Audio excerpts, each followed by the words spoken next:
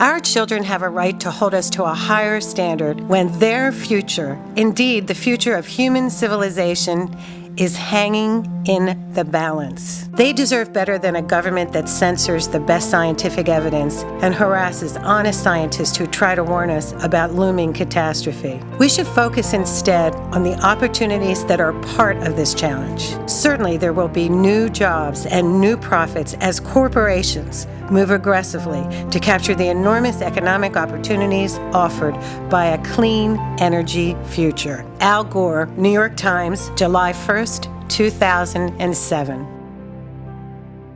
At this time, our plan is to design and pursue a carbon neutral development that will be the first project of its kind to achieve a carbon neutral state by the year 2020. What that means is we are seeking to achieve zero carbon emissions, zero waste generation, and through conservation and reuse, be independent of the city's domestic water, sanitation, and electric power utilities. The development will include a hotel and meeting facilities, a fitness club, restaurants, retail and office space, a child daycare, multifamily residential, and other related services that will serve the daytime population of the immediate area. I am not aware of any project of this scale or ambition in the United States. American Assets and Timmins are joining forces to create one of the largest carbon neutral projects in Northern California. This is unique in its scale and it's unique in its ambition. Philosophy to this development is we are exploring sustainability in its widest definition. We're looking at the triple bottom line. We're not only looking to the bottom line of the owner, we're also looking at the community, obviously the environment. So the community has to benefit from this development. We are changing the dynamics of the site from an office park into a mixed-use site, so there will be retail, residential component. So altogether, we're reinvigorating this site. The infrastructure systems that we will be utilizing to achieve the project goals are currently used in a variety of applications, just not all in one place and never in a private commercial real estate development. Pursuing a carbon neutral project is a complex undertaking that involves the collection, processing, and generation of all of the waste, energy, and water requirements in a completely self-contained design. I'm excited about the Commons at Mount Burdell project because of the economic portion of sustainability. You know, the County of Marin has as its overall goal sustainability, and under that the 3 E's: environment, economics, and social equity. And the economic portion of the Commons at Mount Burdell will be great for the City of Novato and for the County of Marin. With their hotel, we will get a transit occupancy tax, which will be wonderful for the city. And secondly, it will host the largest banquet room in Marin County, over 450 seats. Right now, Embassy Suites can only seat 250. So think of all of the rental that we're going to be getting. People can have weddings, they can have events here. I think it's an exciting project. It's also green, and I think it's going to be great to see how it evolves. When completed, these interconnected systems will include wastewater treatment, grease interception, potable water treatment, a biodigester, a 3 megawatt photovoltaic electrical array, gas turbines for electrical generation, absorption chillers for building heating and air conditioning, and potable hot water production. We're looking at enhancing the hydrological design of the site.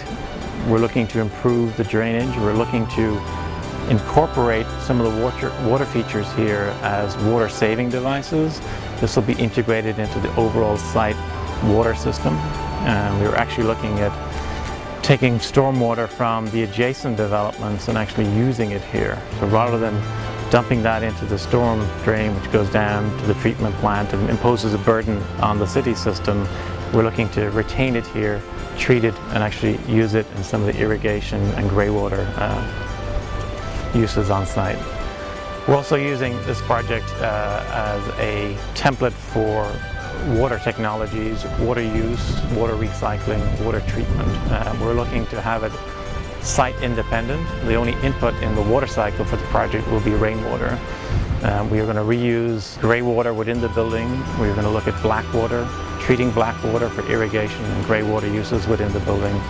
And we will be treating rainwater to potable water standards, meaning that this project could be disconnected from the city system. The biodigester will actually process all of the raw waste materials generated on site, which results in the production of methane gas and fertilizer. The methane becomes the fuel for the gas turbines, creating both heat and electricity. The waste heat is harnessed by both an absorption chiller to provide heating, ventilation, and air conditioning, what we refer to as HVAC, and direct hot water heaters to provide potable hot water. Utilizing the waste heat to generate the necessary HVAC demands minimizes the waste from typical electrical generation. Since it uses biogas generated on site, the electricity it generates is carbon-free. The project will look to achieve an eco-footprint of 1 planet.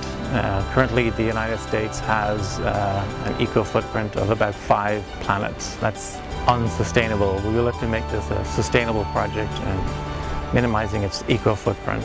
It will exceed California's energy code by up to 80%. The project specifications will ensure that only local, reclaimed, renewable, and low-impact materials will be used for construction, and the site's large green space, wetland areas, and undeveloped hillsides will not only be preserved, but will be expanded by nearly 15%. While our lead design engineer, Timmons Engineering of San Francisco, will oversee the sustainability elements of the project, there are many who are contributing their knowledge and expertise to this venture.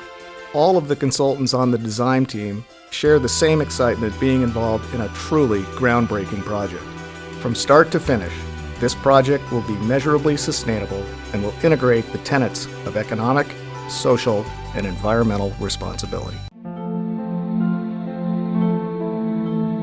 What excites me about the way the developers are approaching this project is that they're looking at the big picture of the environmental impact, from energy sources to waste streams to the building materials.